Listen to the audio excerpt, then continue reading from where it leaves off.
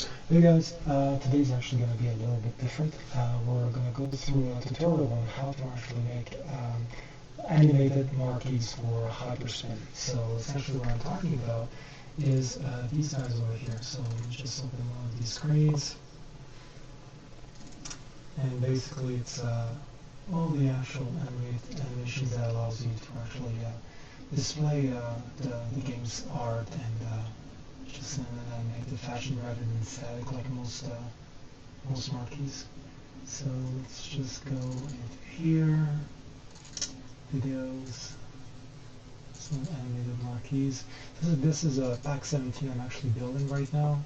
It's still not done, still quite a few marquees. I think the total pack will be something like 314 or around those numbers. Anyway, just to give you an idea, this is the types of marquees or animated marquees we're actually trying to create.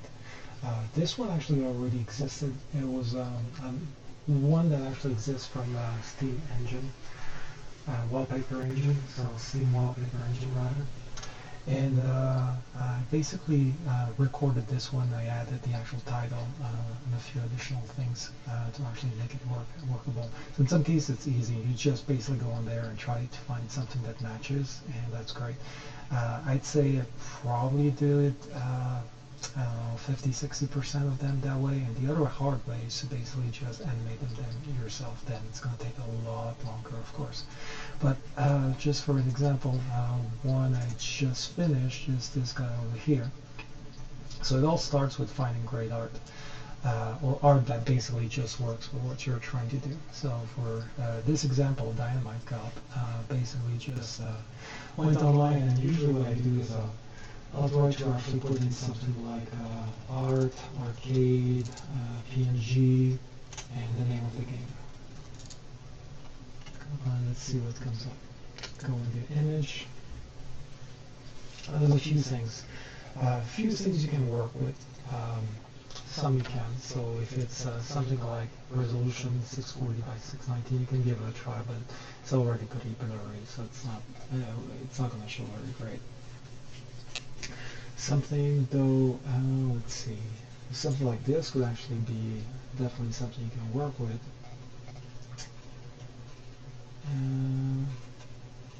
See what else we have.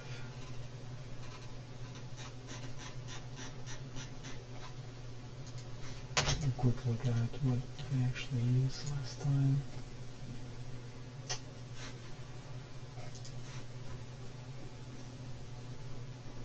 Well, I can't find it now, but just go to the art window that I actually used.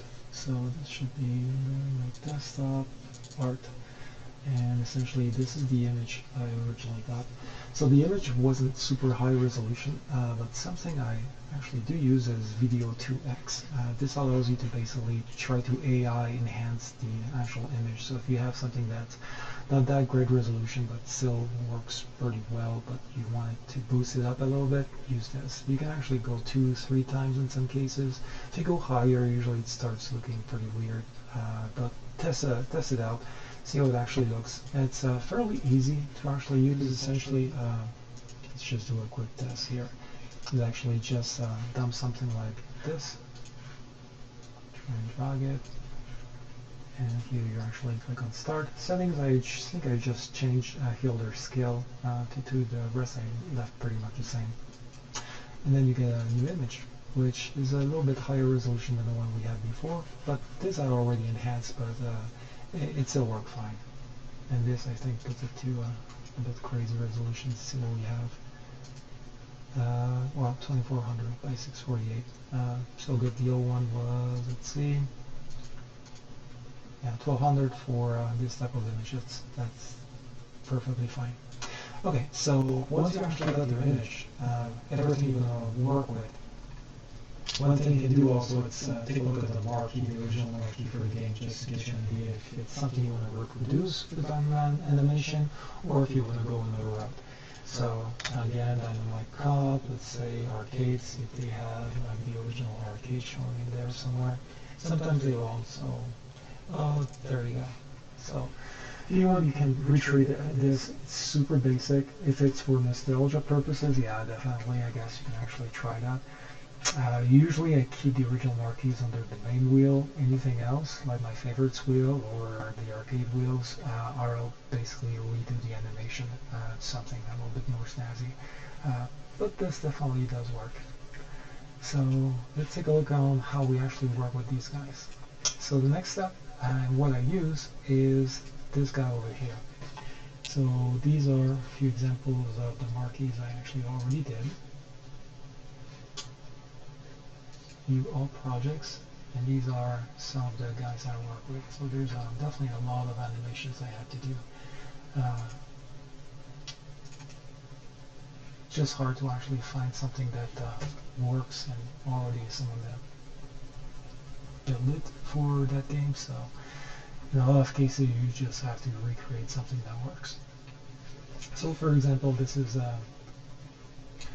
one of the main arcade games I used very long ago. Let's take a look at, see what we have. So the Punisher, basically, for animation, I took basically a GIF or an image, search for something that like gunfire and PNG transparent. And you can basically import it in here. Then you can animate this with this product. But let me take a look at one I actually just did, and we'll go from there. That way you guys have an idea on how to actually build these guys. Okay, let's see. My cup's probably for example. So let's take this one. So this guy really looks like Bruce Willis. I'm wondering if they actually got sued or something, but yeah, it's pretty crazy. In any case, or maybe he actually lended his likeness. I'm not sure. But anyway, just to go for this I imported a PNG, the helicopter. I basically sized it to the proper size over here, and you can like make it smaller, bigger, drag it. You can definitely do a lot of crazy stuff.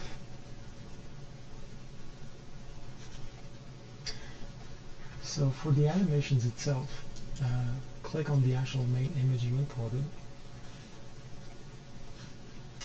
And basically on here you have all the different things you can actually add, all the different layers.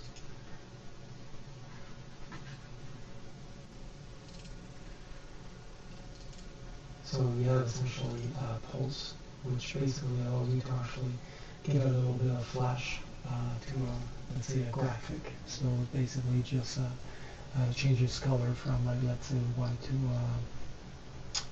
to red or something like that. Shake will actually make someone breathe. There's a lot of tutorial on how to do this, so I suggest you guys take a look at some of those to see how those are actually being built. But let me just show you something real quick. The iris movement, for example, you go here, edit, you're going to click on paint, and then here it actually, you can actually show where it actually got painted. So basically you would go the actual stencil, you can actually put it higher or bigger, the amount you want. You'd actually paint the area that you want to actually have it react like if it wasn't an eye. Do the same thing for the other one, and essentially you just click OK, and that's it. It's going to start moving. Over here you have all kinds of things you can change. You can change the speed, you can change the smoothness of how you want the actual animation to go. So there's a ton of different things. Water waves can be used for a bunch of stuff, but it's nice to use on fires to get the impression of movement. You have water ripples. Well, actually, no, sorry. Water waves I actually use for hair animation most of the time. You get the impression of a little bit of movement to actually make it look real. Water ripple is the actual fire I was talking about. Shake is actually breathing.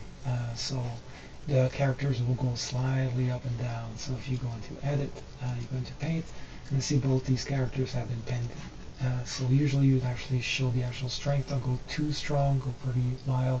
Speed, I would never change this, because if you mess up the speed other than one, or you're going to have to actually make sure that all your animations are all set to 1, because later on we're going to try to basically loop an animation like this. So if you set to something different, it's going to take a while to be able to actually have everything match at the same time, because essentially all the rest of the animations have to catch up to that one or more that you actually have on here. So it's ideal to just leave everything to one and just mess with the actual strength here. So essentially I usually use the bottom. I put in something like a strength of over here, the strength you can change. 250 for usually the torso and 180 for the head and the actual legs. You can experiment, see what works. But this basically works nice for me. And this can be used essentially for other stuff, like animating basically the small movement of a helicopter or anything similar to that. Okay, so once you have your animation and you have stuff that's basically moving, you basically would essentially, you can publish it if you want, share it with basically everyone, capture the screen, put in the name, whatever, color, click on publish. Once you published it, what you want to do is you want to basically apply the wallpaper. Now, under the wallpaper, you would actually see show color options. Would actually check on this. Contrast, normally I switch the contrast a little bit. I said like 55, 7, around those numbers. Anything below 60. Saturation, same thing. Hue shift, I usually don't change it, but again, this depends on the image, so just look at what works. Alignment, I normally go with stretch or fill depending on the animation. I think this one fits perfectly, but let's give it a try with stretch fill, and otherwise we can always change it. Click OK. Let's minimize again, and there you have it. So this is, of course, a full animation that covers the screen. Now you're not going to want that. So the next step is you have to use OBS. Now, I'm already using OBS to record the screen, but let me just bring it down. Essentially, you want basically something that records the whole screen.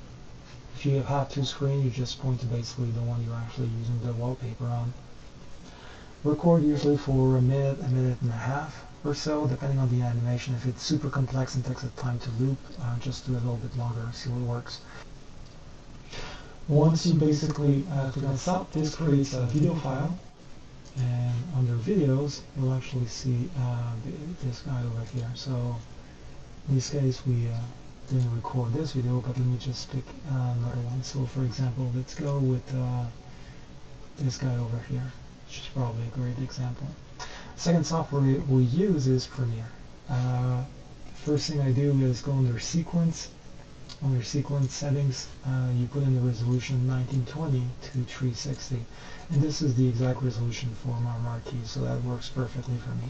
Hopefully that's what other people use, because that worked great with my art, and definitely seems to be what a lot of companies are actually using for their marquees. But I think there's a lot of that. There's Retro Light, I think. Out there was a Chinese company, and there might be a few other ones, but for the larger ones, if you're looking for like a large 43-inch, I think it's Retro Light, and that's about it. But there might be some other competition. I just couldn't find anything. It's quite expensive though. It's something like $800, and then you have to pay for shipping, which is crazy. It's like another 400, so it ends up being like 12 something. Anyway, so click OK for this. You get your screen over here, which is at 1920 by 360, and then you basically want to drag your video that you created from the other system. So let's go, let's pick that dolphin one. And here, keep it as the settings, and actually drag it where the cursor is. Now this is already set to this section, but normally you have to basically drag it where you actually want it. So for example,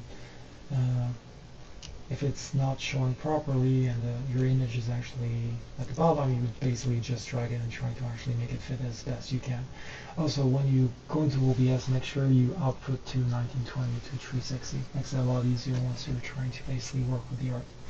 Okay, so once you have your art in here, now if you play the video, it's make sure you add this playback loop basically, I think you can go under the settings all the way here, click plus, and basically add it from the list. This is nice to have because this allows you to test if everything is working properly. So once you actually click on play, if you let it play on itself, and it's going to loop, it's going to cut pretty weird because the animation is essentially not going to continue to where it was. So you're going to see kind of a cutoff. So what you want to do to actually fix that is you basically want to take your cutting tool. Well, before you do that, let's go back here. What you want to do first is unlink. You don't want to use any sound or any recording, so you basically remove this. And then you take your cutting tool and make sure you cut it at anywhere in the middle. Make sure that it's more than 30 seconds because the videos I actually set are all like about 27 seconds. And the reason is Hyperspin and Hypermarquee actually. I tried setting it to more, I think that 35 seconds, 37, and a lot of videos I have were already around 27 seconds, and it does crash if you let it go until 45, 60, it just doesn't work. So I just decided to go 27. Anyway, whatever works for you guys. Once you have that, basically you put the first part at the end and the end part at the beginning. Now what you want to do is make sure that both this over here and this match the exact same animation. So basically you have to select a point that basically you want to try to match on the other side. So let's say here the character is actually as lower as he is, or the animation allows him to. And then you do the same thing here. Pick another animation that's just the bottom. And that's why you also select always the speed of 1, because if you don't, the other character here may not be at the exact same position when you actually try to actually bring those two images together or videos together, so it's all going to be messed up. You have to wait till longer. You have to record something like 10 minutes until you actually get both images to actually match. So it's makes it kind of a mess. Okay, so let's take a look and see how this works. Okay, so the animation seems to work fine. Now in some cases you have like other effects. You have light effects, you have fire effects, you have rain, snow, whatever. If you leave it like that, it's going to mess up because of course those effects are not going to match 100%. So what you want to do is you want to go here under video transitions, you want to go under dissolve, and you're going to go under cross dissolve. This is under effects. So you actually take the cross dissolve, you drop it just in between both of them.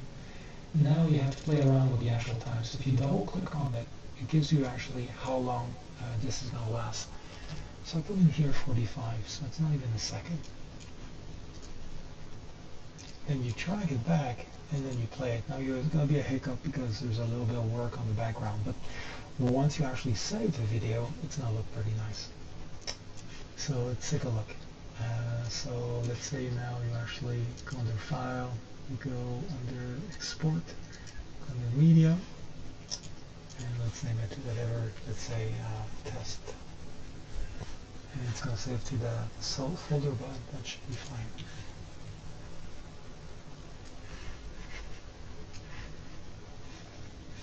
Okay, let's save it up, export.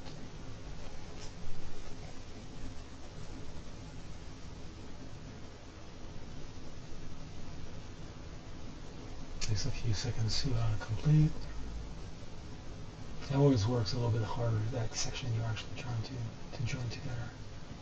Okay, so if I remember correctly, this animation was being cut here a little bit short. This was definitely too short. Usually I said like at least like 28, 29, but it doesn't really matter right now. So this, let's say it's 23 or so. Let's go pick at that video. Okay, so we have that test one. Let's open it up and let's take a look. So we've dragged it to, let's say, 20. Let's take a look and make sure that everything looks good. Didn't notice any difference. So if you don't notice any difference, it means everything's good. You just don't want it to be choppy, and like you want to basically have like a full animation that just continues on and on. So for right now we have a hyper marquee, but if there's ever a new version and the video actually continues to the end, well, you don't want it to actually stop look chucky at the end, or chunky, or weird. So basically, if you actually start at the beginning, don't play. There's a weird black screen here, which probably didn't take attention. Yeah, so let's try and fix that before we go further. And this is because of me, I didn't actually cut the video properly. So to fix this, basically just drag it, make sure it actually starts at the beginning. Here. And let's try this again. Okay, there we go. Okay, let's try the exact same thing. Let's resave it. It's nice to make mistakes, that way you can actually learn from them. Okay, let's get that test. I want to create 1,001 of these. This keeps coming over. Okay. Click save. And then export. Click yes.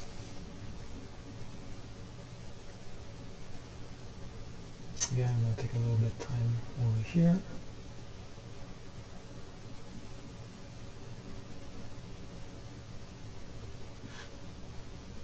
Okay, let's go take a look. So we have that test video, so if everything worked, it should appear, everything should be perfect, and the animation should have any issues. Let's put full screen just so we can take a look.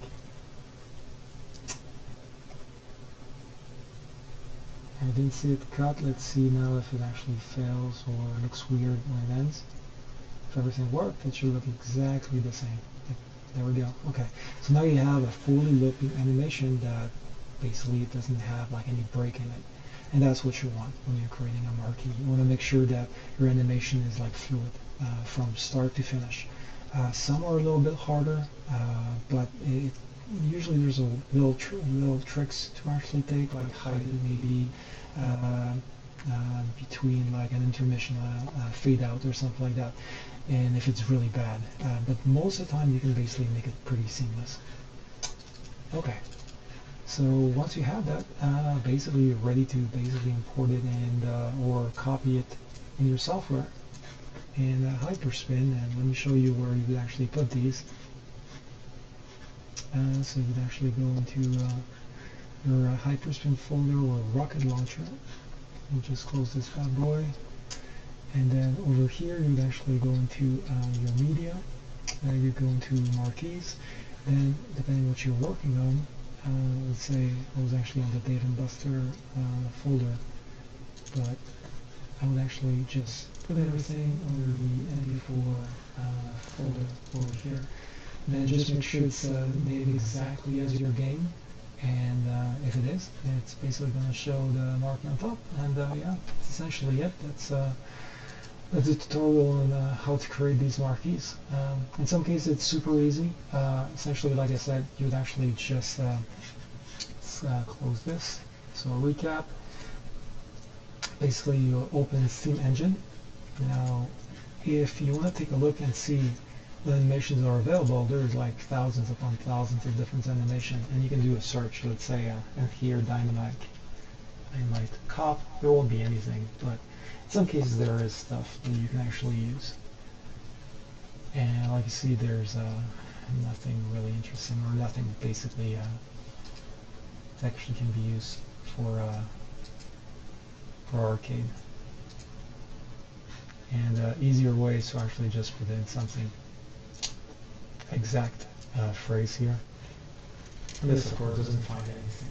But if you're looking to actually have a dragon in your animation, and it's something that actually could work, because there's some cases there's just no art available, or whatever's available, it's like really bad, and maybe the marquee is also extremely bad, like stretched, and there's only the title. So when that happens, I usually just use something that already exists and find something that basically works as close as possible, of course using any possible original art from the arcade, and just go from there. So yeah, originally there you have it. This is a tutorial on how to actually make animated marquees. Hope anyone was helped by this, and if they were, well, just put in a like, subscribe if you want. I'll probably have some other content. The channel is really new, so I'm trying to figure out what I really want to do with it. Right now, just doing some arcade stuff. I still have to actually create a video on basically the soundbar installed on my arcade. I'm redoing the art also on my arcade, and I'm changing basically the buttons and the sticks. Well, at least the actual upper part of the sticks, still using the original soundboard, but I'll basically be trying to put in some LEDs, and the buttons will be gold leafs. I think it was Lorenzo's buttons, the Lorenzo's Industries, I believe, which are okay, but they're definitely not as as good as Sawa, in my opinion, anyway. But anyway, I digress. Have you guys a good one, and hope this video helped anyone. Thank you. Goodbye.